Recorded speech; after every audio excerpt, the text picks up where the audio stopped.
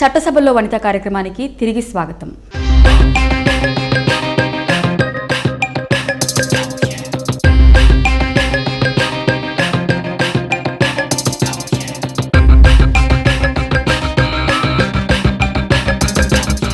వేర్వేరు ప్రొఫెషన్స్ అన్నీ కలిపి మీరు ఒక్కళ్ళే చేయడం అనేది చాలా అంటే అరుదైన విషయం. జాబ్ చేయడము లేకపోతే ఏదో ఒకటి అట్లా, లేకపోతే ఒక లెక్చరర్ గానో లేకపోతే ఎనీ జాబ్ అది చేయమంటే కొంతవరకు పరిమితం. ఇది పబ్లిక్ లైఫ్ అనేది ఒక టైం ఉండదు. తర్వాత చాలా టెన్షన్గా ఉంటాయి. ఏ పదవి పార్టీ టెన్షన్స్ అన్ని మనకి, పబ్లిక్ టెన్షన్స్ అన్ని మనకి, ప్రజలకి ఎప్పుడు అందుబాటులో ఉండాలి. ఇవన్నీ ఉంటాయి. అయినప్పటికీ కూడా ఎప్పుడు కూడా మేము అట్లా ఇబ్బంది పడింది కానీ దీనివల్ల ఇదంతా ఇట్లా ఏంటి అని అనుకున్న సందర్భాలు లేవు. ఎందుకంటే దాన్ని ఏదో మేము భారంగా భావించలే. ఒక విధంగా చెప్పాలంటే పాలిటిక్స్ అనేది అందరూ, అంటే ఇప్పుడు రకరకాల పరిస్థితులు వచ్చి మారిపోయిన పరిస్థితుల్లో ప్రజల్లో కూడా పాలిటిక్స్ అన్నా పొలిటికల్ లీడర్స్ అన్నా ఏకభావం వచ్చే పరిస్థితులు కనిపిస్తున్నాయి. కానీ నిజంగా కూడా ప్రజాస్వామ్య వ్యవస్థలో ఇంకా మనకి పేద ప్రజలు దేశంలో ఉన్నారు, నిరక్షరాస్యులు ఉన్నారు, ఆర్థికంగా ఎదగలేని వాళ్ళు ఉన్నారు, లేకపోతే వికలాంగులు ఉన్నారు, విడోస్ ఉన్నారు. ఇట్లా వీళ్ళందరికీ కూడా సెల్ఫ్ సస్టైన్ అవున వాళ్ళు చాలామంది ఉన్నారు. స్వతంత్రంగా జీవించలేని వాళ్ళు. అవి చాలా కారణాల వల్ల కావచ్చు.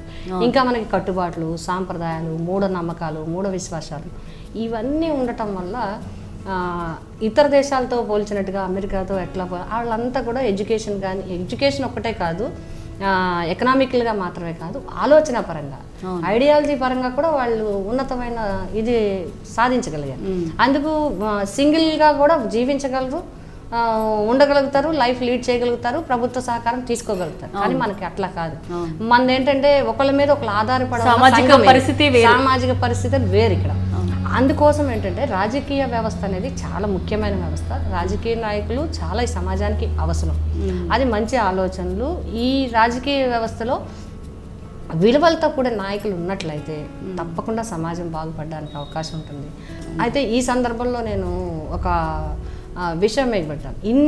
ఒక నిజంగా కూడా లేడీస్ ఉద్యోగ పరిస్థితి, ఒక టీచర్ గానో లేకపోతే ఒక బ్యాంక్ ఎంప్లాయర్ గానో లేకపోతే ఎనీ ఒక టైం లిమిట్, ఒక ఆఫీసు, ఫిక్స్డ్ అవర్స్ ఉంటుంది.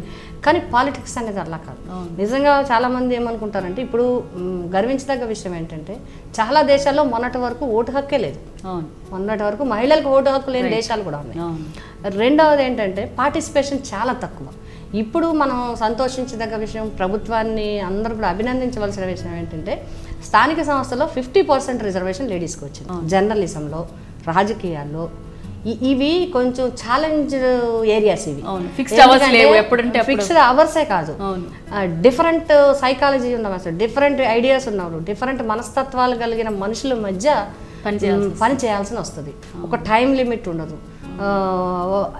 దానికి ఏంటంటే మనకి మెయిన్ ఇంట్లోంచి సహకారం ఉండాలి. ఫస్ట్ ఫ్యామిలీ స్టార్ట్ అవ్వాలి. అది భర్త కావచ్చు, తండ్రి కావచ్చు, బ్రదర్స్ కావచ్చు. వాళ్ళు మన మీద పూర్తి విశ్వాసం ఉండాలి, పూర్తి నమ్మకం ఉండాలి. మనం ఖచ్చితంగా వీళ్ళు చేసుకురాగలరనే నమ్మకం ఉండాలి.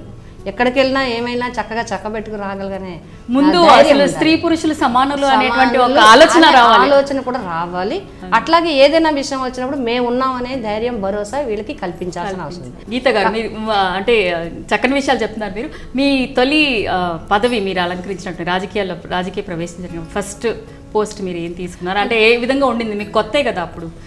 నేను కొత్తపేట నుంచి జడ్పీటీసీగా ఎన్నికయ్యాను. ఎక్కడో కాకినాడ నుంచి కొత్తపేట వెళ్ళి ఎన్నికయ్యాను. అంటే పార్టీలు అందరికీ తెలుసు, సర్వీస్ చేశాం కాబట్టి అక్కడ అందరూ ఆదరించడం బట్టి అవటం జరిగింది. అట్లాగే ఫస్ట్ లేడీ, ఎందుకంటే మన ఆంధ్రప్రదేశ్లోనే 2 జిల్లాలు చాలా పెద్దవి. ఒకటి గుంటూరు, 2 ఈస్ట్ గోదావరి. ఈస్ట్ గోదావరిలో మహామహులు చేసిన జిల్లాకి ఫస్ట్ టైం లేడీగా కావటం అనేది, అందులో తక్కువ వయసు, చిన్న వయసులో జడ్పీ చైర్మన్ కావటం, ఇందులో 21 మంది ఎమ్మెల్యేలు, 3 ఎంపీలు, 48 మంది జడ్పీటీసీలు, 48 మంది ఎంపీపీలు, దగ్గర 100 మెంబర్స్ అఫీషియల్స్. ఇంత దాంతో ఒక సభను నడిపించాలంటే ఏ విధంగా ఉండింది? అంటే ఫస్ట్ టైము అంటే మాకు అక్కడ ఫొటోస్ పెడతారంటే 1990 ఈ జిల్లా పరిషత్ ఏర్పడిన దగ్గర నుంచి కూడా వాళ్ళ ఫొటోస్ అన్నీ ఉంటాయి. వీళ్ళు ఎట్లా చేశారు, ఏం చేశారు అనేది ప్రీవియస్ ఎవరైతే చైర్మన్స్ చేశారో వాళ్ళని చూస్తే వాళ్ళకు పొలిటికల్ బ్యాక్గ్రౌండ్ ఉన్నవాళ్ళు, లేదా ఫైనాన్షియల్గా సౌండ్ ఉన్నవాళ్ళు, పెద్ద పెద్ద అంటే వంశపారంపర్యంగా వచ్చిన వాళ్ళు, లేదా లాబీలు పెట్టిన వాళ్ళు, రాజకీయంగా ఉద్దండులు, అటువంటి వాళ్ళు, ఎడ్యుకేషనలిస్టులు, ఇవన్నీ వీళ్ళందరూ చూస్తే మనం ఇంత పెద్ద జిల్లాని ఎట్లా నడిపించగలుగుతాం. అయితే ఒకటే ఆ రోజు అయితే మాత్రం ఒకటే అనుకోవడం జరిగింది, వీళ్ళ ప్రతిష్ట ఎక్కడా తగ్గకుండా జిల్లా పరిషత్తు ఒక లేడీ వచ్చింది. ఎందుకంటే నేను ఎప్పటికీ అందరికీ చెప్తూ ఉంటాను, ఈవేళ మనం సరిగా చేయకపోతే మనం మామూలు వ్యక్తులం కాదు. వాళ్ళు వంగా గీత గారు చేయట్లేదని అంటారు, ఆడవాళ్ళు ఇంతే అంటారు. కాబట్టి మనం సక్రమంగా చేయకపోతే మొత్తం లేడీ ఫోక్కి, ఉమెన్ ఫోక్కి అంటిస్తారు అది. కాబట్టి అట్లా మనం కరెక్ట్గా ఉండాలి, బాగా చేయాలి, మంచి పేరు తెచ్చుకోవాలి, కొంచెం అందరితో జాగ్రత్తగా ఉండటం, ఇవన్నీ పరిస్థితులు, ఆత్మవిశ్వాసం మెయిన్. లేడీస్ పైకి రావాలంటే కావాల్సింది ఏంటంటే ఆత్మవిశ్వాసం ముందు ఉండాలి, తన మీద తనకి నమ్మకం ఉండాలి. నా మీద నాకు నమ్మకం ఉన్నప్పుడే నేను ఎవరికైనా నమ్మకంగా చేయగలుగుతాను, ధైర్యాన్ని ఇవ్వగలుగుతాను, ఒక శక్తిని ఇవ్వగలుగుతాను, ఒక పనిని బాగా చేయగలుగుతాను. రాజకీయాల్లో మీరు మరుచిపోలేని అనుభవం ఏంటి? ఎన్టీ రామారావు గారు, ఆయన చాలా అసలు సాధారణంగా రాజకీయాలు అంటే డబ్బు ఖర్చు పెట్టాలి, సీట్లు ఇట్లా ఇస్తారు అనే ఉద్దేశం లేకుండా కష్టపడిన వాళ్ళకి ఇవ్వాలి, చదువుకున్న వాళ్ళకి ఇవ్వాలి. అది ఎప్పుడు కూడా ఎన్టీ రామారావు గారు ఎప్పుడు మర్చిపోలేం.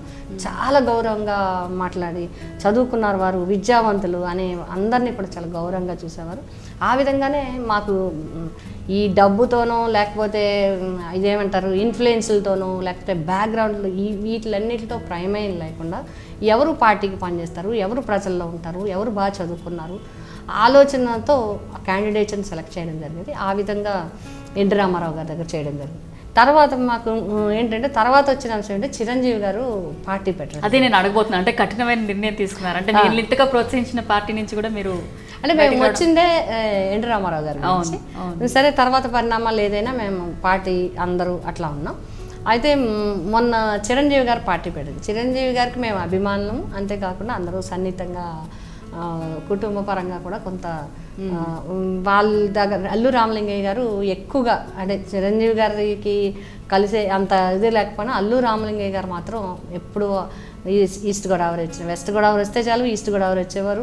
ముఖ్యంగా అందరినీ ఆయనకి చాలా ఇంట్రెస్ట్, 10 మందితో మాట్లాడడం, అందరితో ఉండటం, బంధువులు స్నేహితులు అందరినీ కూర్చోబెట్టుకోవడం, టైం స్పెండ్ చేయడం, వాళ్ళతో మాట్లాడటం అనేది చాలా ఆసక్తి.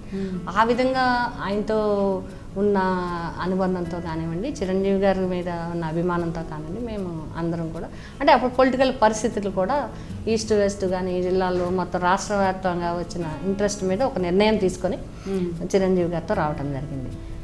చిరంజీవి గారు వచ్చిన తర్వాత చిరంజీవి గారు కూడా రాష్ట్ర కమిటీలో పార్టీలో పనిచేయడం జరిగింది. వారు కూడా రాష్ట్ర కమిటీలో తీసుకున్నారు. అట్లాగే వాళ్ళు కూడా శాసనసభ్యులుగా అవకాశం ఇవ్వటం జరిగింది. మరి తక్కువ మంది వచ్చినా అందులో పిఠాపురం నుంచి ప్రజలు ఒక ఆడపడుచుగా భావించి ఇంత హోరాహోరీ పోటీలో కూడా మరి అవకాశం గెలిపించడం. అంటే చిరంజీవి గారి మీద అభిమానం ఎక్కువ ఉంటుంది. అట్లాగే అంతకుముందు జిల్లా పరిషత్ అంటే క్యాండిడేట్ తెలియటం అనేది ఒక విషయం, ఆ తెలియడం అనే అంశం మాత్రం నాకు ఈ జిల్లా పరిషత్తు బాగా, అలాగే అంతకుముందు పార్టీలో తిరగటం, ఈ రెండు బాగా పని.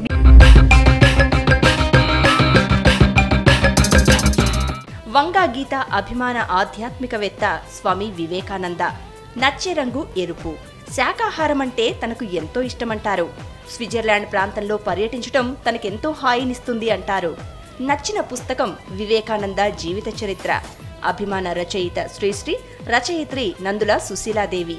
భక్తి మెండుగా ఉన్న వంగా గీత ఆరాధ్య దైవం ఆంజనేయ స్వామి. వచ్చిన భాషలు తెలుగు, హిందీ, ఇంగ్లీష్. ఎన్టీఆర్ సినిమాలంటే తనకెంతో మక్కువంటారు. అభిమాన నటుడు ఎన్టీఆర్, చిరంజీవిలు. నటి సావిత్రి. అభిమాన గాయని లతా మంగేష్కర్, జానకిలో. గాయకుడు ఘంటసాల, బాలసుబ్రహ్మణ్యంలో. భర్త కాశీ విశ్వనాథ్ తన స్ఫూర్తి ప్రదాత అంటారు.